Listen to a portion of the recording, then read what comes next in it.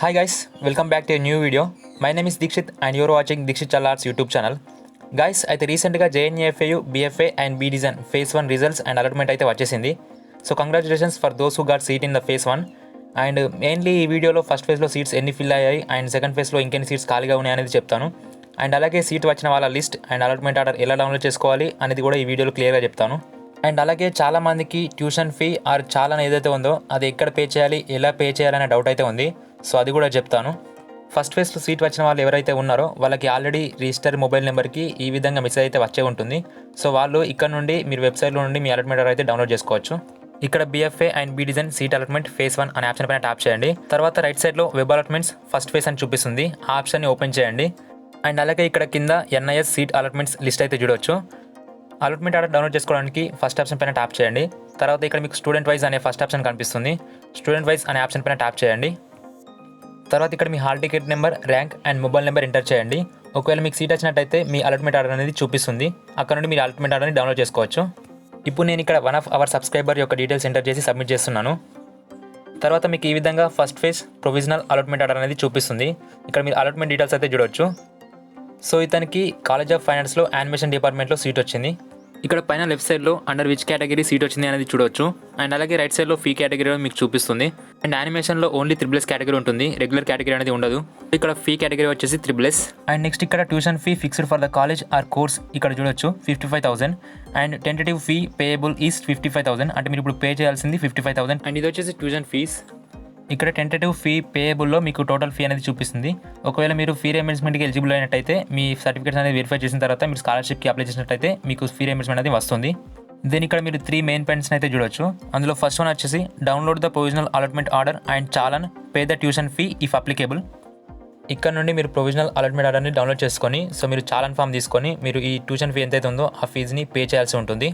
Second one reporting to the college starts from 5th November 2021 to 9th November 2021 11 AM to 5 PM on every day except Sunday 7th November 2021 with allotment order copy of challan and original certificates is mandatory. 5th November అంటే ఈ రోజు నుండి 9th November వరకు అంటే ఈ లోపు మీరు మీ provisional allotment order and challan pay చేసిన receipt and with all certificates original సర్టిఫికేట్స్ని తీసుకొని మీరు కాలేజ్లో రిపోర్ట్ చేయాల్సి ఉంటుంది. అండ్ మధ్యలో 7th November వచ్చేసి సండే, సో ఆ రోజు వర్కింగ్ డే కాదు. అండ్ ఆ రోజు కాకుండా మీరు 9th November లోపు 11 AM to 5 PM ఈ టైం మధ్యలో మీరు కాలేజ్కి మీ సర్టిఫికేట్స్ రిపోర్ట్ చేయాల్సి ఉంటుంది. If the candidate does not report to the allotted college on are before 9th November 2021 before 5 PM with all original certificates mandatory and చాలన్ if applicable the allotted seats stands cancelled. ఒకవేళ మీరు 9th November 5 PM లోపు కాలేజ్కి report చేయనట్టయితే so మీకు allot అయిన seat అనేది cancel అవుతుందన్నమాట. And ఇక్కడ మీరు నోట్ చూసినట్టయితే that payment of tuition fee if any has to be paid at SBI Shantinagar Hyderabad only. మీరు పే చేసే ఈ ట్యూషన్ ఫీ ఆర్ చాలన్ ఏదైతే ఉందో సో దాన్ని మీరు ఇక్కడ హైదరాబాద్లోని అంటే కాలేజ్ దగ్గరలో శాంతినగర్ బ్రాంచ్ SBI శాంతినగర్ బ్రాంచ్లో మాత్రమే పే చేయాలి. And second note the students belong to categories of SC, ST, BC, EBC, disabled, minority, EWS will be considered for the reimbursement of tuition fee RTF subject to the verification and eligibility criteria prescribed by the government of Telangana or AP from the time to time. In the event of the candidate found not eligible for fee reimbursement, the candidate shall have to pay the total fee. So ఇక్కడ ఇచ్చిన categories SC, ST, BC, EBC, disabled, minority or EWS. So ఈ కేటగిరీకి సంబంధించిన వాళ్ళు ఎవరైనా అని fee రీయింబర్స్మెంట్కి ఎలిజిబుల్గా ఉన్నారో so వాళ్ళకి ఈ ఫీ రీయింబర్స్మెంట్ అనేది వస్తుంది. సో వీళ్ళు వెరిఫికేషన్ చేసిన తర్వాత మీరు ఎలిజిబిలిటీ క్రైటీరియా ఉన్నట్టయితే సో మీకు గవర్నమెంట్ నుండి ఫీ రీయింబర్స్మెంట్ అనేది వస్తుంది. సో తెలంగాణ అండ్ AP వాళ్ళకి. సో ఒకవేళ మీరు ఈ స్కాలర్షిప్కి ఎలిజిబుల్ కానట్టయితే సో మీరు మొత్తం ట్యూషన్ ఫీ పే చేయాల్సి ఉంటుంది. సో మీరు మొత్తం ట్యూషన్ ఫీ పే చేయడానికి అప్లికేబుల్ అవుతారు. సో ఇది గైస్ అంటే ఫేజ్ 1లో కానీ లేదా ఫేజ్ 2లో కానీ సో సీట్ అలాట్మెంట్ అయిన తర్వాత మీరు చాలాన్ పే చేసి సర్టిఫికేట్స్కి రిపోర్ట్ చేయాల్సిన ప్రాసెస్. ఇక్కడ మీరు ప్రింట్ ఆప్షన్ పైన ట్యాప్ చేసి మీరు ఈ అలాట్మెంట్ ఆర్డర్ని డౌన్లోడ్ చేసుకోవచ్చు లేదా ప్రింట్ తీసుకోవచ్చు. అండ్ ఇప్పుడు college wise or course wise మీకు ఫస్ట్ ఫేజ్లో ఎన్ని సీట్స్ అనేది ఫిల్ అయ్యాయి అండ్ ఇంకెన్ని సీట్స్ ఖాళీగా ఉన్నాయి అనేది చూద్దాం. అండ్ అలాగే మీరు కోర్స్ వైజ్ ఎవరెవరికి సీట్ అలాట్ అయింది అనేది లిస్ట్ అయితే చూడవచ్చు. దీనికోసం కాలేజ్ వైజ్ అనే ఆప్షన్ పైన ట్యాప్ చేయండి. దాని తర్వాత మీరు district, college and course select చేసుకున్నట్టయితే ఆ పర్టికులర్ కోర్స్లో ఎన్ని సీట్స్ ఫిల్ అయ్యాయి, ఎవరెవరికి సీట్ అలాట్ అయింది అనేది లిస్ట్ అయితే చూపిస్తుంది.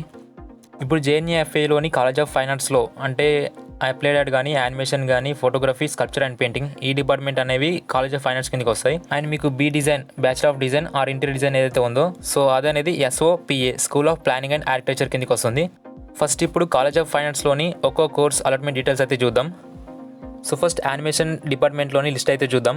సో దానికోసం యానిమేషన్ అనే ఆప్షన్ని సెలెక్ట్ చేసుకుంటున్నాను.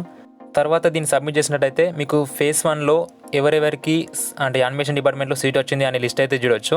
ఇక్కడ టోటల్గా 38 మెంబర్స్ని అయితే ఫస్ట్ ఫేజ్లో సెలెక్ట్ చేశారు. ఇక్కడ మీరు వాళ్ళ rank, hall ticket number, name, reason లాంటి డీటెయిల్స్ అయితే చూడొచ్చు. అండ్ వాళ్ళకు ఏ కేటగిరీలో అంటే ఏ రీజన్ వాళ్ళకి సీట్ వచ్చింది అనేది కూడా మీకు ఇక్కడ చూపిస్తుంది.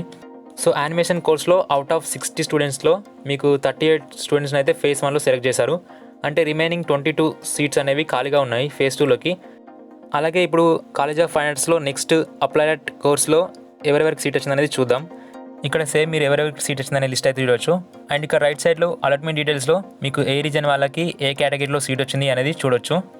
అయితే అప్లైడ్ ఆర్ట్స్లో టోటల్ సీట్స్ వచ్చేసి 50 other than other states candidates, అంటే ఎన్ఐఎస్ వాళ్ళది కాకుండా. సో ఈ అవుట్ ఆఫ్ 50 స్టూడెంట్స్లో ఫస్ట్ ఫేజ్లో 36 మెంబర్స్కి అయితే సీట్స్ అనేది అలాట్ చేశారు. అండ్ రిమైనింగ్ 14 సీట్స్ అనేవి ఫేజ్ 2లో ఫిల్ చేయడానికి ఖాళీగా ఉన్నాయి. సో ఇది అప్లైడ్ కోర్స్లో ఫేజ్ 1లో సీట్ వచ్చిన వాళ్ళ list. And next BFA photography కోర్స్లో సీట్ వచ్చిన వాళ్ళ లిస్ట్ చూసినట్టయితే, సో BFA ఫోటోగ్రఫీలో టోటల్ సీట్స్ వచ్చేసి 45 other than other state candidates. And ఇందులో టోటల్గా 31 సీట్స్ అనేవి ఫిల్ అయ్యాయి. సో ఇందులో కూడా సేమ్ ఇంకా 14 సీట్స్ అనేవి ఖాళీగా ఉన్నాయి. సో వాటిని సెకండ్ ఫేజ్లో ఫిల్ చేస్తారు. అండ్ అదేవిధంగా ఈ 31 సీట్స్ అలోటెడ్ సీట్స్లో కూడా ఎవరైనా కాలేజ్కి రిపోర్ట్ చేయకపోయినట్టయితే అండ్ ఫీ పే చేయకపోయినట్టయితే వాళ్ళ సీట్ కూడా క్యాన్సిల్ అవుతుంది.